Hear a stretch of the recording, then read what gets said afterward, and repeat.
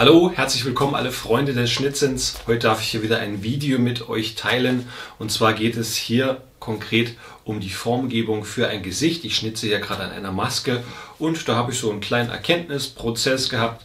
Ganz einfach, was ich hier gerne mit euch teilen möchte und ich wünsche euch viel Spaß dabei. Heute kann ich es mir mal ganz einfach machen. Ich habe hier gerade eine Maske in Arbeit und wollte einfach mal nur auf zwei Begriffe hinweisen. Einmal auf den Begriff Tiefe, ja, und der andere Begriff ist Formschräge, was man sich vielleicht mal so mitnehmen kann aus diesem Video.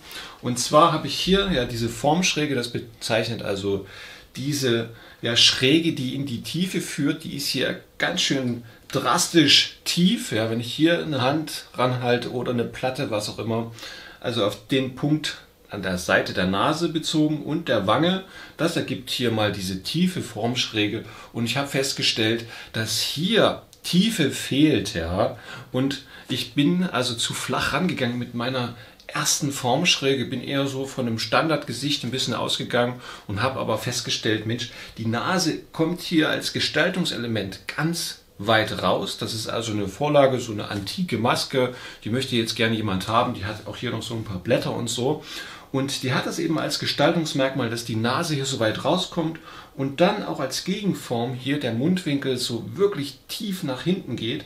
Und das habe ich eben festgestellt, als ich das so abgemessen habe. Okay, ich muss hier meine Wange noch viel weiter zurückdrücken und dann habe ich das wieder hier schräger machen müssen und habe dann festgestellt, als ich das hier mal so gelassen habe, dann einfach mich nur auf die Seite konzentriert habe, dass das ja viel zu noch klotzhaft, blockhaft wirkt. Und das ist auch so einer der grundlegenden Anfängerfehler. Ich habe das also sogar bei ganz einfachen Schnitzarbeiten gesehen, bei einem Steinpilz oder bei einer Fichte, was man ja am Anfang gerne macht, was auch so gerne junge Leute machen, Heranwachsende, Jugendliche oder so, dann für die ersten Schnitzarbeiten lassen das gerne noch so schön blockhaft, dass man noch fast sieht, wie es mal ausgesägt wurde. Also das wäre mal so der grundlegende Fehler, ja, dass das nicht richtig durchgearbeitet wirkt, auch so eine gewisse Naivität ausstrahlt, dann vielleicht noch mit schönen groben Schnitten versehen.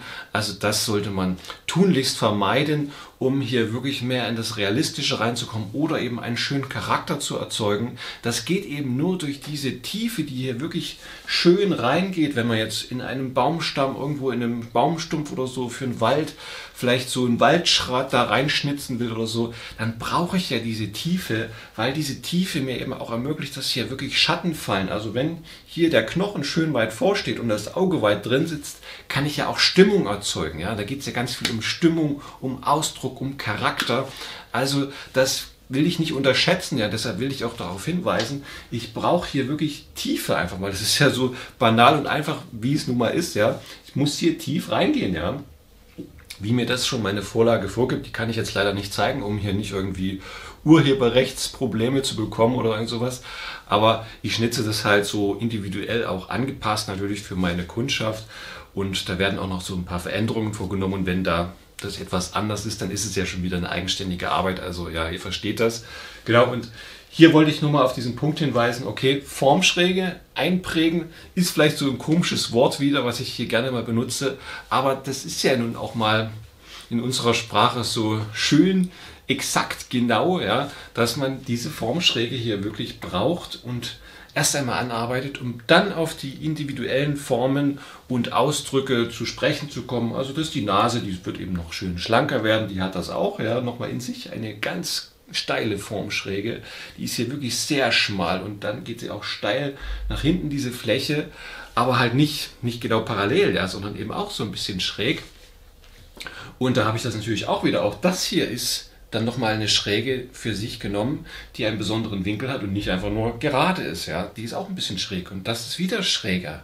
Und somit kann ich mir das ganze Objekt, was ich da machen will, auch mal so in diesen Flächen durchdenken, konstruieren. Man kann das natürlich zeichnen. Was da wundervoll hilft, ist der Gottfried Bammes mit seinem wundervollen Buch Die Gestalt des Menschen, weil er eben am Anfang, der fängt ja so beim Urschleim an und hat mit seinen Studenten erstmal diese Formen konstruiert, eher in so Flächen und so, dass man das Ganze mal systematisch runterbricht. Es geht ja um das System, ja, den Körper zu durchdringen, zu verstehen.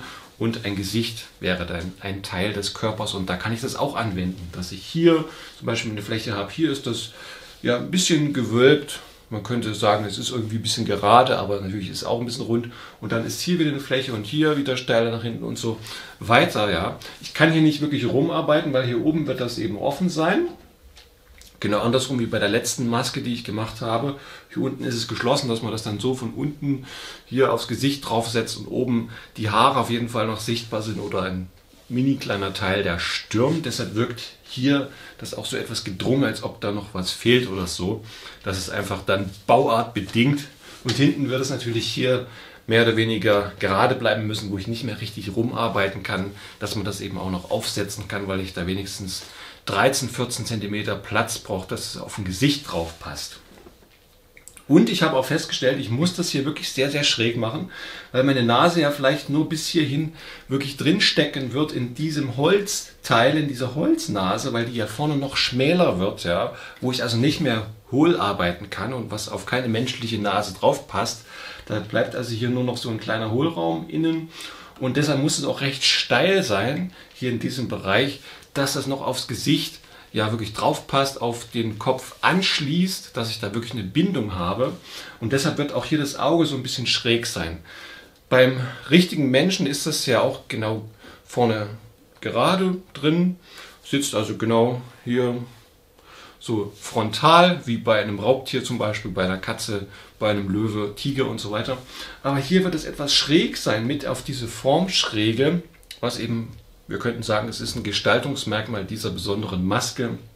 Wäre vielleicht jetzt ein Fehler, wenn man es wirklich realistisch machen will, aber hier also beginnt das schon mit auf diese Formschräge zu gehen und dadurch werde ich auch hier eine wirklich krasse Tiefe dieses Auges bekommen, was ich also von der Seite dann auch sehr, sehr deutlich sehe. Genauso betrifft das hier diesen Mundwinkel, der wirklich sehr, sehr tief nach hinten reingeht und dann gibt das eben auch so richtig schöne Charakteristika, was man ja dann auch haben will bei solchen Masken und so weiter, je nachdem, welchen Charakter man da gerade in Arbeit hat.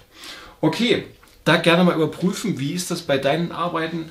Machst du dein Auge vielleicht hier direkt an die Augenbraue mit ran oder ist da wirklich noch ein Abstand? Wenn ich hier mal von der Seite gucke, ja, da ist das Auge viel tiefer als meine Augenbraue. Da ist ja vielleicht noch so ein Abstand meines Daumens, der irgendwie dazwischen passt, ja, und das sind 1,5 oder 2 Zentimeter. Also da ist ein ganz schöner Abstand. Überprüf das mal, ob du da vielleicht grundlegend zu flach bleibst, es an Tiefe fehlt.